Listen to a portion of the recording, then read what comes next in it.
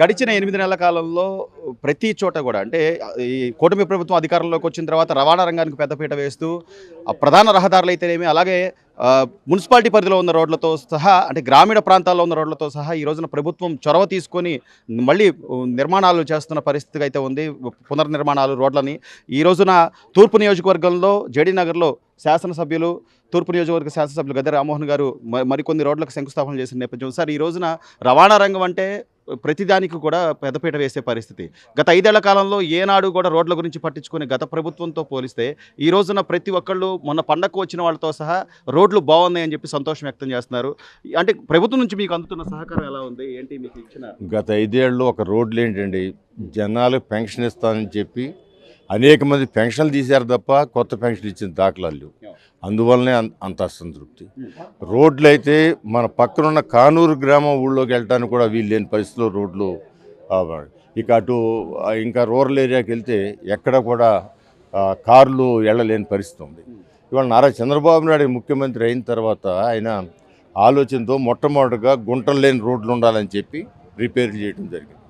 అదేవిధంగా అన్ని కార్యక్రమాలు కూడా కనీసమైన మౌలిక సదుపాయాలను అభివృద్ధి పరచాలనే ఉద్దేశంతో ఒక మంచినీళ్ళు కానివ్వండి, లేదా రోడ్లు కానివ్వండి, లేదా డ్రైనేజీలు కానివ్వండి, లేదా సైడ్ డ్రైన్స్ కానీ గత 5 సంవత్సరాల్లో చిన్నపాటి వర్షానికి కూడా ప్రతి ప్రాంతం కూడా మునిగిపోయే పరిస్థితి ఉంది.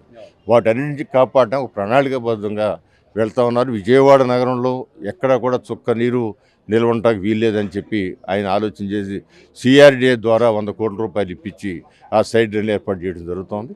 ఇక ఈ రోడ్లు అయితే ప్రతి ఒక్క రోడ్డు సిమెంట్ రోడ్డుగా మారాలని చెప్పి అంచెలంచెలుగా రోడ్లన్నీ కూడా సిమెంట్ రోడ్లుగా మార్చుకోవడం జరుగుతోంది. సో మౌలిక సదుపాయాల కల్పనలో నారా చంద్రబాబు నాయుడు గారు అందవేసిన చేయాలి. ఆయన ఎప్పుడు కూడా ఒక ఎంఆర్ఓ ఆఫీసులు కట్టినా లేకపోతే ఒక బస్ స్టాండ్లు కట్టినా ఇవన్నీ కూడా తెలుగుదేశం పార్టీలో అయితే జరిగింది తప్ప ఒక ఓవర్ హెడ్ ట్యాంక్ కట్టినా సరే, ఏదైనా ఇక్కడ విజయవాడలో ఉన్న ఓవర్ హెడ్ ట్యాంకులు చూసుకోండి, దాంట్లో 90% చంద్రబాబు గారు నందమూరి తారక రామారాయంలో ఏర్పడి ఒక 10% ఏమైనా కడితే వాళ్ళు కట్టారేమో. సో ఆ విధంగా నిరంతరం అభివృద్ధిని సంక్షేమాన్ని సమాన దృష్టితో ముందుకు తీసుకెళ్తున్న వ్యక్తి నారా చంద్రబాబు నాయుడు గారు. అది ప్రజలు కూడా గత 5 సంవత్సరాల పాలన చూశారు.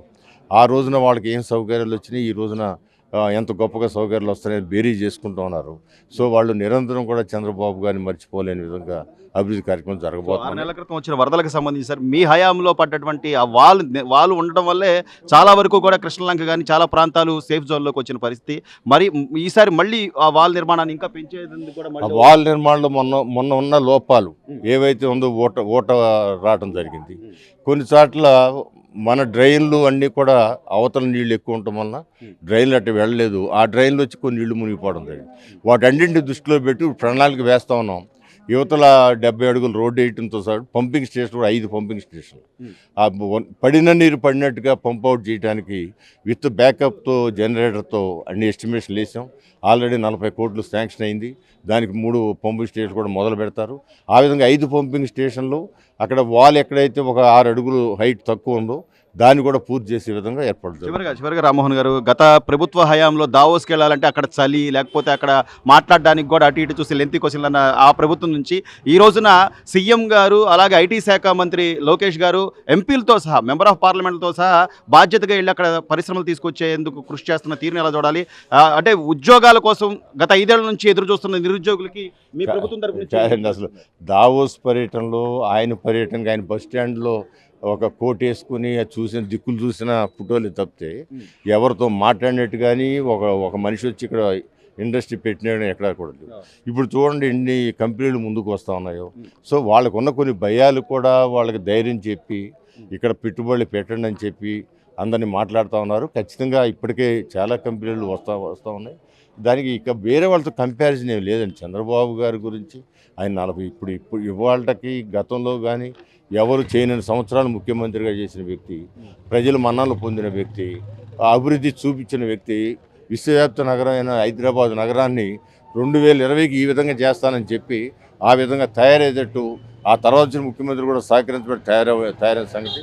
ఇప్పుడు అమరావతి ఇది ఒక ప్రజా రాజధానికి ఏర్పాటు చేయాలనుకుంటే మధ్యలో 5 సంవత్సరాలు అడ్డంకులు వచ్చినా కూడా అవి తట్టుకుని నిలబడి ఇప్పుడు మరలా ప్రజా రాజధాని సుమారు 50,000 కోట్ల రూపాయల నిధులు కేంద్ర ప్రభుత్వం ఇవ్వటం అంటే సామాన్య విషయం కాదు. అందువల్ల ఆ రాజధానితో పాటు రాష్ట్రం అంతా కూడా ఒక హైదరాబాద్ నగరం తెలంగాణ రాష్ట్రాన్ని ఏ విధంగా అవకాశాలు ఇచ్చే విధంగా, లేకపోతే ఉద్యోగాలు ఇచ్చే విధంగా, లేకపోతే దాని మీద వచ్చిన ఆదాయంతో రాష్ట్రం అంతా అభివృద్ధి పరిచే విధంగా ఈ అమరావతి నగరం ద్వారా ఆంధ్ర రాష్ట్రం అంతా అభివృద్ధి చెందుద్ది. మనకున్న అవకాశాలు తాత్కాలికంగా కట్టుబట్టలతో వచ్చినా మనకి సుదీర్ఘమైన సముద్రపు ఒడ్డు ఉంది. ఎక్స్పోర్ట్లకి వాటికి పోర్ట్లు వచ్చే అవకాశం ఉంది.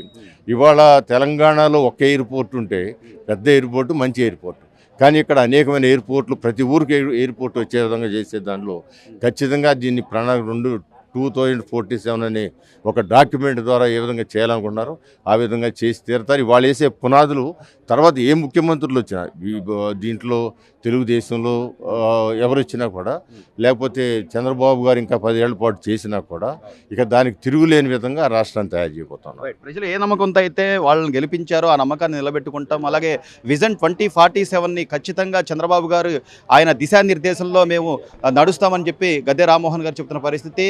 అలాగే రవాణా రంగానికి సంబంధించి ఎక్కడా కూడా మేము వెనకడుగు వేసేది లేదు. రవాణా రంగాన్ని పునరుద్ధరించుకుంటూ అలాగే ఉద్యోగ అవకాశాలు కల్పించుకుంటూ అమరావతిని అన్ని రాష్ట్రాలలో కూడా ఒక తలమానికంగా అమరావతిని మేము ముందు వరుసలో నిలబెట్టేందుకు చంద్రబాబు గారు చేస్తున్నటువంటి దిశానిర్దేశం అనుగుణంగా మేము పనులు చేసుకుంటూ వెళ్తామని స్థానిక ఎమ్మెల్యే చెప్తున్న పరిస్థితి కనిపిస్తుంది.